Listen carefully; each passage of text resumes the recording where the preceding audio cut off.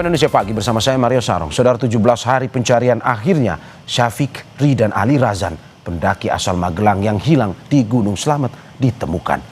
Korban ditemukan tak jauh dari titik penemuan teman yang selamat.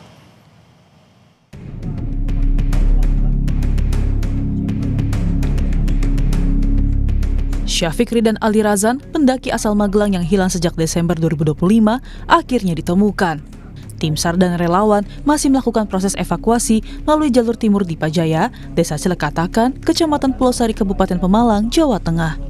Namun evakuasi yang dilakukan sejak Rabu malam alami hambatan akibat cuaca yang tidak mendukung. Tim gabungan dari Basarnas, BPBD, dan relawan hanya dapat sampai di pos 5 karena hujan deras dan angin kencang menjadi kendala utama upaya evakuasi pada Rabu malam. Agar tidak membahayakan tim, proses evakuasi akan dilanjutkan pada Kamis pagi hari ini. Malam ini tidak. Jadi teman-teman ini nanti stay di pos 5. Untuk stay flying camp di pos 5. Baru besok pagi kita gerakkan untuk proses evakuasi. Untuk kendala evakuasi saat ini karena di hari ini tidak bisa karena faktor cuaca hujan. Hujan cukup deras, juga angin yang cukup kencang. Syafiq Ali, pendaki asal Magelang yang baru berusia 18 tahun, dinyatakan hilang pada 28 Desember 2025. Tim SAR gabungan dapat informasi dari 2 perempuan pendaki yang sempat bertemu Syafiq di sekitar pos 3. Keduanya sempat mengikuti Syafiq turun, namun jejaknya hilang di tengah perjalanan. Setelah 17 hari dalam pencarian, 14 Januari 2026, Syafiq Ali ditemukan dengan kondisi tak bernyawa. Jenazah Ali, siswa kelas 12 SMA, ditemukan di lereng puncak selatan Gunung Slamet di antara jalur Gunung Malang dan Batu Raden. Korban pendaki Syafiq Ri dan Ali Razan diketahui masih bersama rekannya saat mendaki Gunung Slamet melalui jalur di Pajaya pada 28 Desember 2025. Korban dan rekannya sempat beristirahat di pos 5, lalu korban Syafiq turun meminta bantuan karena rekannya mengalami kram. Setelah berpisah, korban Syafiq hilang kontak. Pencarian oleh tim SAR, relawan, dan orang tua korban pun ikut turun memantau hingga akhirnya Syafiq ditemukan meninggal dunia. Menurut tim penyelamat, korban Syafiq diduga mengalami hipotermia atau kedinginan ekstrim. Tim Liputan Kompas TV.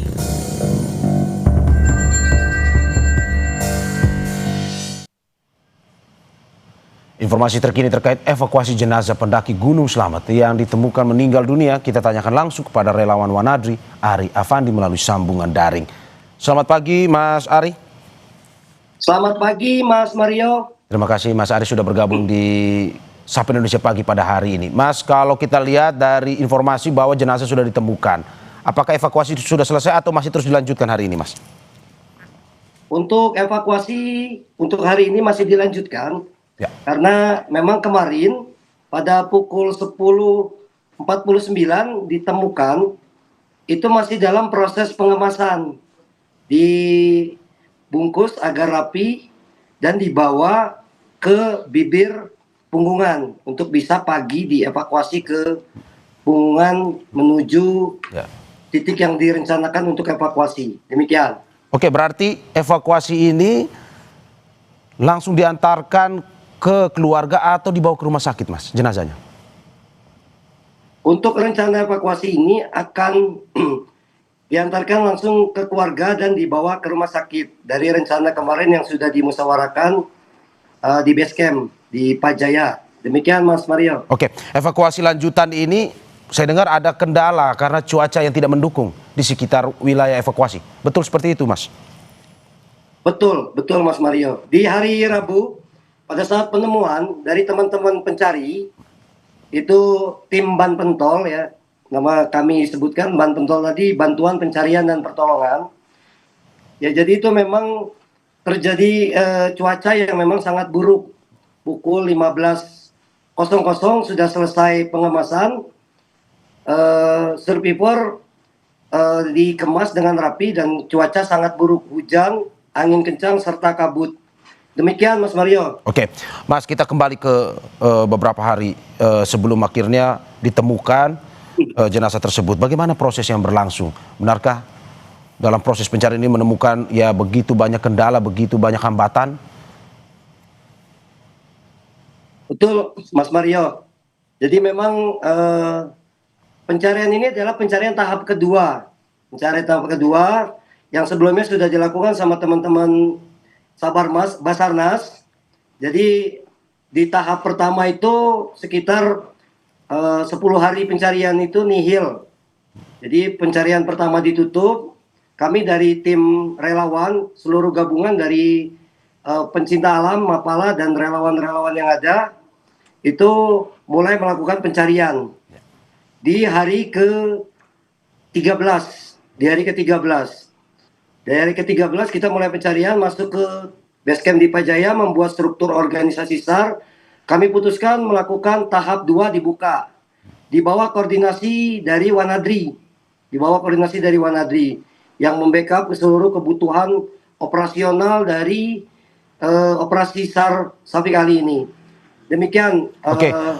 Mas Oke, Mario. Mas, berapa personel untuk 13 hari ini di tahap 1 dan tahap 2? Jumlahnya berapa? Untuk tahap 1 kemarin yang terdengar saya kurang paham, lebih kurang 100. Untuk yang tahap 2 ini dari bawah pimpinan saya itu sekitar 20 orang, Mas. Demikian, Mas Mario. Oke, 20 orang ya. Mas, kalau kita lihat dari berita yang beredar bahwa titik penemuan oleh tim pencari itu berada tidak jauh dari temannya yang selamat. Identifikasi awalnya seperti apa? Apakah memang terjatuh atau bagaimana sebenarnya?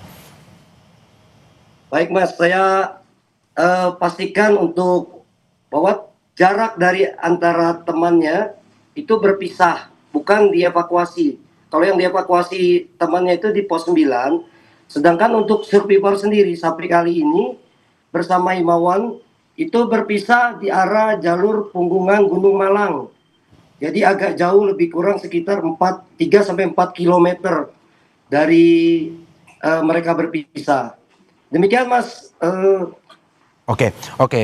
Kalau kita lihat yang beredar di media sosial, lokasi yang menjadi titik pencarian tersebut, bagaimana Anda bisa jelaskan kepada kita? Karena kalau kita lihat itu konturnya yang begitu menurun dan juga terjal yang berbahaya bagi tim relawan pencari ini. Seperti itu atau bagaimana, Mas?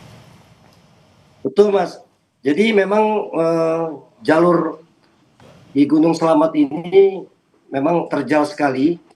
Jadi memang banyak tebing yang curam sehingga kesulitan dari tim pencari untuk bisa lebih detail melihat survivor tersebut. Jadi memang kami dari tim Ban Pentol ini mempunyai strategi karena memang kami mempunyai basic untuk navigasi. Sehingga rute atau rencana dari pencarian kami mempunyai strategi untuk titik pencarian dan arah pergerakan dari survivor itu sendiri.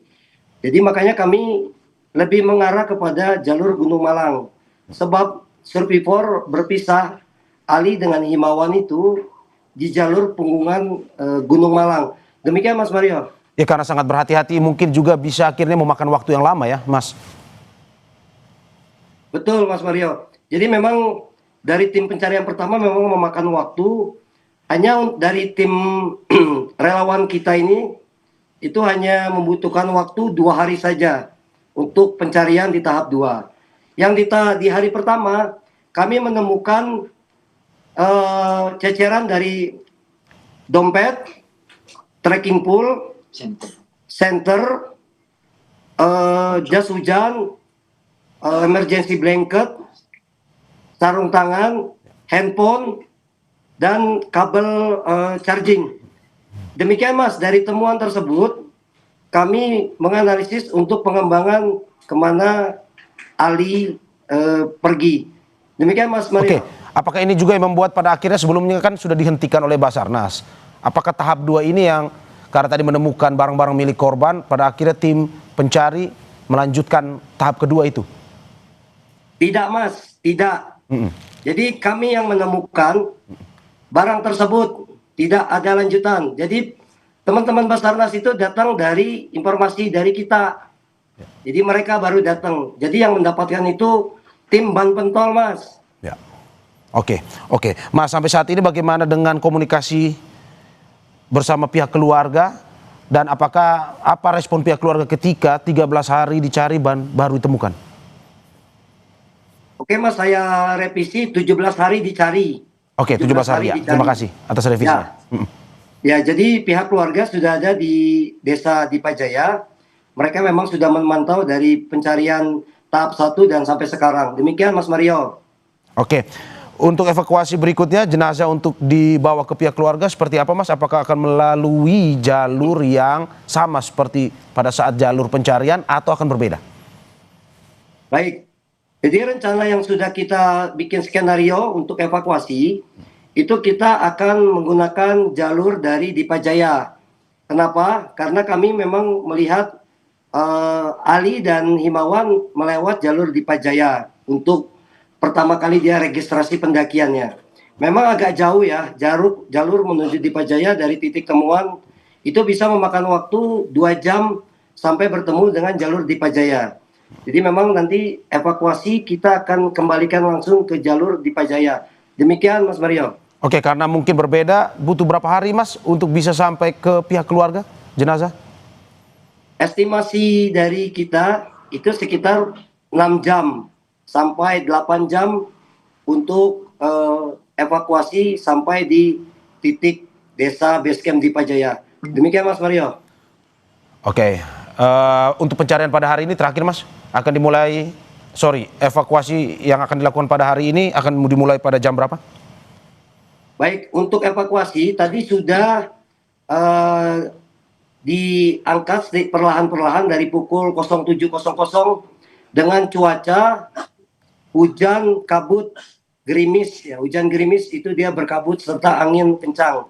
Demikian Mas Mario. Oke, terima kasih Ari Afandi, relawan Wanadri atas informasinya dan juga pernyataannya di Sapa Indonesia Pagi pada hari ini. Dan juga kita berterima kasih kepada seluruh tim pencari yang melakukan pencarian selama 17 hari ini. Terima kasih sekali lagi, selalu utamakan keselamatan dalam proses evakuasi berikutnya dan semoga bisa lancar proses evakuasinya. Sekali lagi terima kasih Mas Ari atas pernyataannya pagi ini. Sehat-sehat selalu Mas. Terima kasih Mas.